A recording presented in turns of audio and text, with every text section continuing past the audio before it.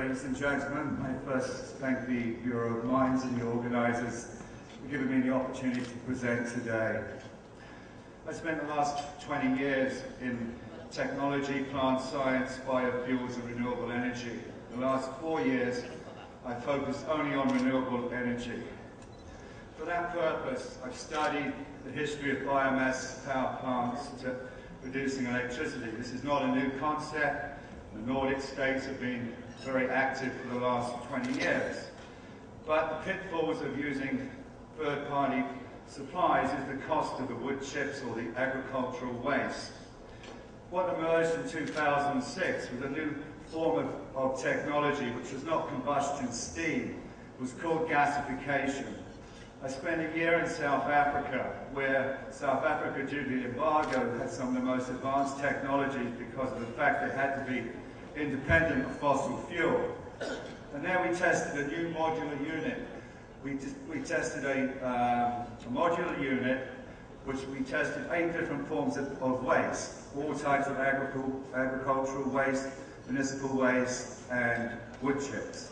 3 things came clear from that. Number 1, you cannot guarantee the consistency of the wood, the waste materials, and therefore you cannot maximize the output of electricity.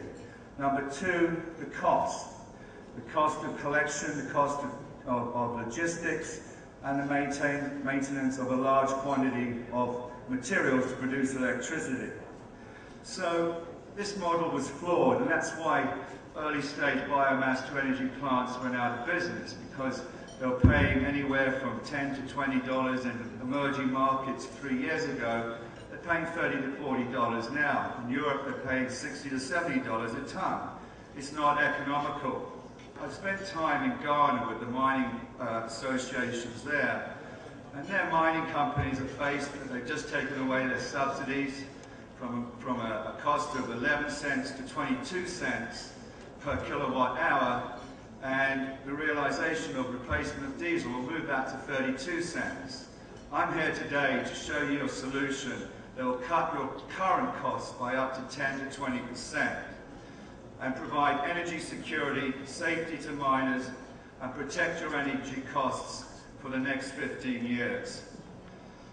Basically, we've been endorsed by the President of the Ghana Chamber of Mines and also the President of the Copper Mining Association in New York. So Clenergen offers an immediate solution.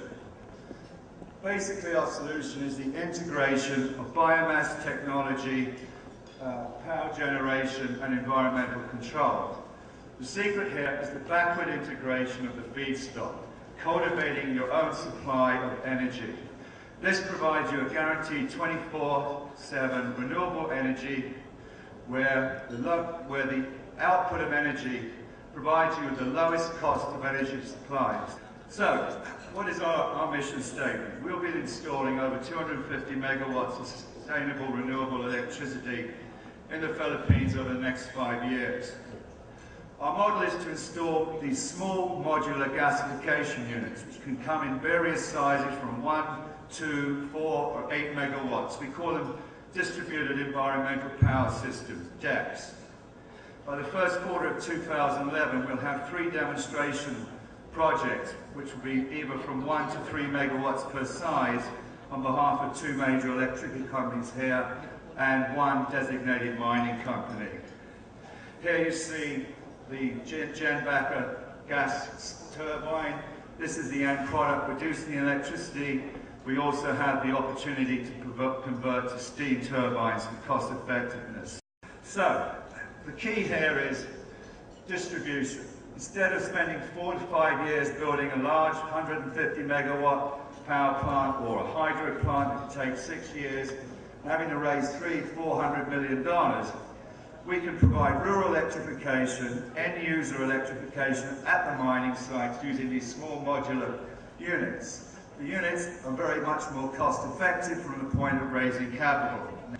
So, as an introduction to our company, we started implementation and execution of our 4 years of research this year in India. We have engaged in a 71 megawatt project, the first totally carbon negative project in India. We were installing these DEP systems.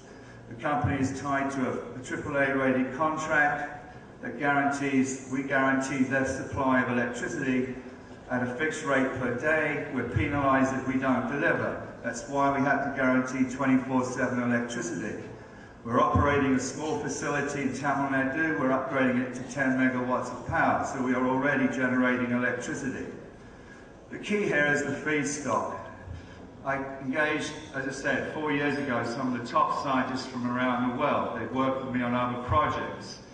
We analysed probably 30 different species of fast-growing wood and resulted in 2 species of tree, Majestica and Beneshri.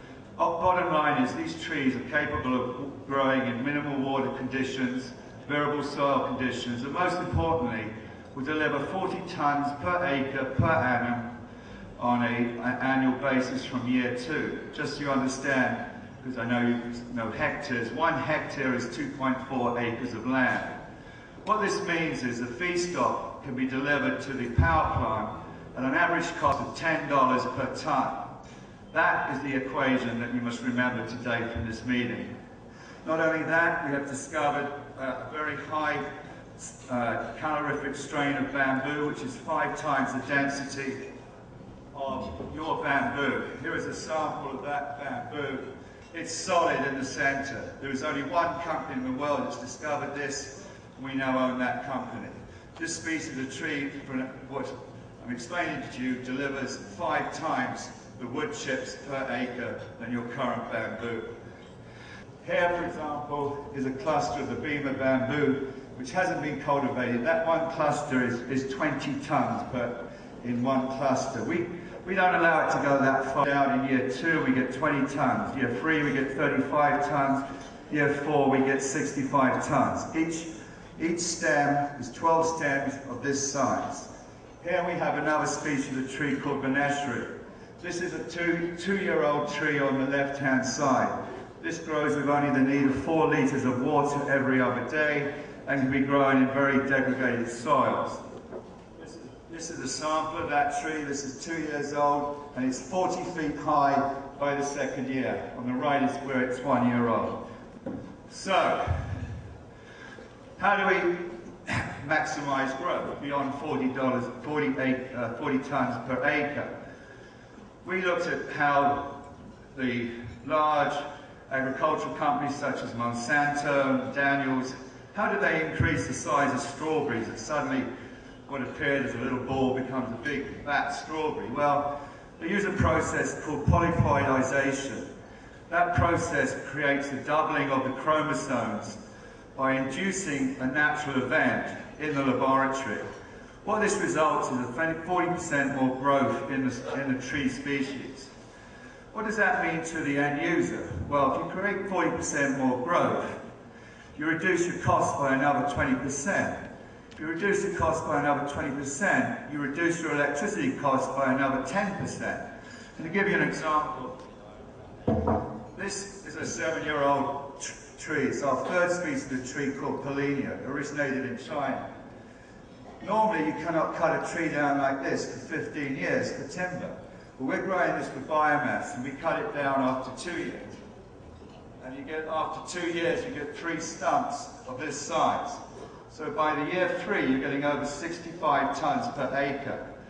So here you'll see how we've increased the growth per annum by up to 40%. How do you do it? By doubling the size of the leaves and the intake of photosynthesis. So, most importantly, how do we guarantee consistency? Well, each of these tree species are micropropagated through the application of biotechnology. Therefore, we guarantee that every tree is disease-resistant, that it has a guaranteed out supply, and the productivity levels remain the same. And we can reduce over 100 tons per acre. Here's an example of a modular gasification unit. What happens here, the wood is disintegrated at 900 degrees and syngas is pulled off. The syngas is fed to a gas turbine engine or can be converted to a steam turbine engine. And therefore, we can then provide expansion. So if you want to expand your units, you can just simply add another 4.5 units The rule of thumb, 1 megawatt per hour needs 200 acres of land. So, here's a biomass to biopower. We adapt the process of the mother stock by increasing the growth. We grow it for 2 years, we chip it. The trees regrow from their stub. Bamboo, you never have to replant. The other two species of tree, one will last for 10 years, the other for 8 years before planting. We produce the gasifier and go into the power generation. We need no government subsidies for this program. We build, own, operate and transfer, and we create our own self-financing. At the end of the day, what we present to you today is the lowest cost producing form of energy there is. We can equal or below the cost of coal. This is based on 40 tonnes. When you get down to 60 tonnes per acre, our price comparison is about $1.80 based on this conversion rate. So, compared to other renewables, that chart was from the Financial Times. Biomass to the equivalent to the oil barrel comes in at $12.14. Hence why our renewables need government subsidies to be effective. How does this impact the Philippines? Well, this is from your government, how you're looking to use renewables to fill your gap of energy needs. What I'm explaining to you today, you have the most beneficial opportunity to fill that gap through biomass. Biomass is naturally grown in this environment. Bamboo is a natural species to this country. This is your solution to become fossil fuel independent and have the lowest cost of energy in the next 20 years. So, finally, what are the customer benefits? The mining company will receive a 15-year uninterrupted supply of electricity, which is totally renewable from both the sink value of the tree and the displacement value of the energy produced. You will receive a minimum of a 10% reduction in your current energy costs. That's the Clenergen guarantee. You reduce your carbon footprint. We have engaged trees that will go into your land through remediation, reforestation and land reclamation projects. We provide the fertilizer, we provide the nursery services, and we cover all costs of planting. And therefore, 2 of the species of trees can go into land that is right now not suitable for a lot of other species of trees. Finally, the carbon credits we pass on to the mining company to either trade and lower their cost of energy or utilize them as a future means of financing. So, where are we going to be in 2015? Well, here's our model. We will be producing electricity 24/7. However, today wood chips are being converted to pyrolysis oil, which is used in the processing of turbine engines, generators, and mechanical equipment. This is a site in Ottawa where they're processing 100 tons of sawdust and producing 80 tons of transport fuel. Their cost equivalent to the barrel is $28 based on $40 a ton per sawdust. Our cost is about $18. So again, our cost of producing transport fuel will be below $18 to $20 per barrel.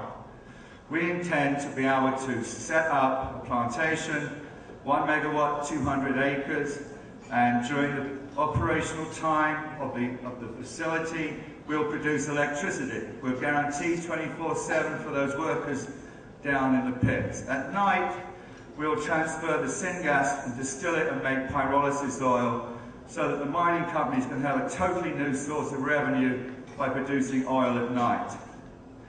In 2006, this company did a joint venture with Honeywell. By 2012, this oil, which needs no change in the processing with oil companies, will be producing renewable diesel, renewable jet fuel, and renewable gasoline. That is the future of your energy supplies today.